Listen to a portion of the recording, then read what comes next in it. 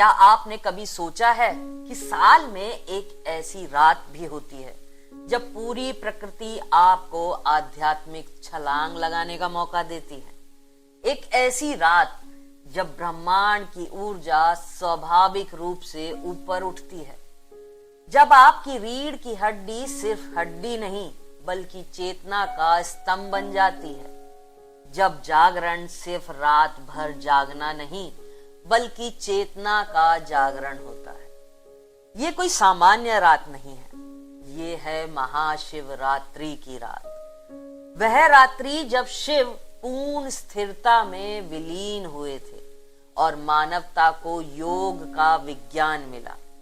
लेकिन क्या ये सिर्फ आस्था है या इसके पीछे कोई गहरा वैज्ञानिक आधार भी है? आज की इस वीडियो में हम जानेंगे शिवरात्रि का आध्यात्मिक रहस्य, उसका वैज्ञानिक पक्ष और कैसे आप इस रात को अपने जीवन का टर्निंग पॉइंट बना सकते हैं। वीडियो को अंत तक जरूर देखें, क्योंकि अंत में मैं बताऊंगी कि वो सरल अभ्यास जो इस रात आपकी ऊर्जा को सच में ऊपर उठा सकता है। दोस्तों, शिवरात्रि का अर्थ है हर महीने का 14वां दिन, अमावस्या से एक दिन पहले।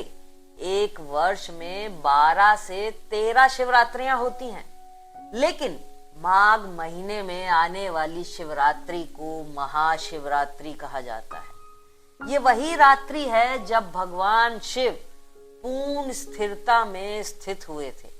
उनकी तीसरी आंख का बोध प्रकट हुआ था और चेतना का सर्वोच्च आयाम मानवता को उपलब्ध हुआ था। इसका एक वैज्ञानिक दृष्टिकोण भी है। अब प्रश्न है, क्या सच में इस दिन ऊर्जा ऊपर उठती है? महाशिवरात्रि अमावस्या से एक दिन पहले आती है। इस समय चंद्रमा का गुरुत्वाकर्षण प्रभाव मानव शरीर पर विशेष रूप से कार्य करता है। हमारा शरीर लगभग 70% जल से बना है। जैसे चंद्रमा समुद्र की ज्वार भाटा को प्रभावित करती है, वैसे ही हमारे शरीर के तंत्र को भी प्रभावित करता है।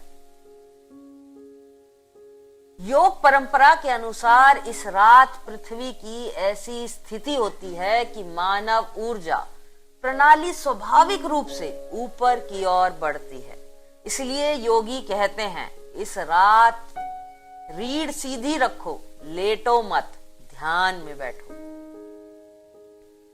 विकास प्रक्रिया में 2 बड़े कदम हुए, बिना रीढ़ से रीढ़ वाले जीव तक और आड़ी रीढ़ से खड़ी रीढ़ तक। जब रीढ़ सीधी हुई तभी मस्तिष्क का असली विकास हुआ।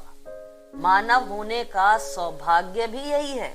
हमारी रीढ़ पूरी तरह विकसित होकर सीधी हो चुकी है, इसलिए हम ऊर्जा को ऊपर उठा सकते हैं। शिव की तीसरी आंख कोई शारीरिक अंग नहीं है, ये एक बोध का प्रतीक है।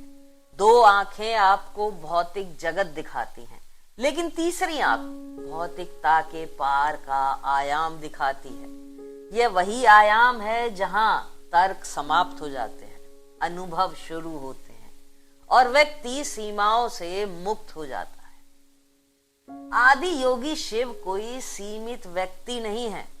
वो सन्यासी भी हैं, वो गृहस्थ भी हैं, वो भैरव भी हैं, वो करुणामय भी हैं, वो नर्तक भी हैं, वो पूर्ण स्थिर भी, वो तांडव भी हैं और वो मौन भी है।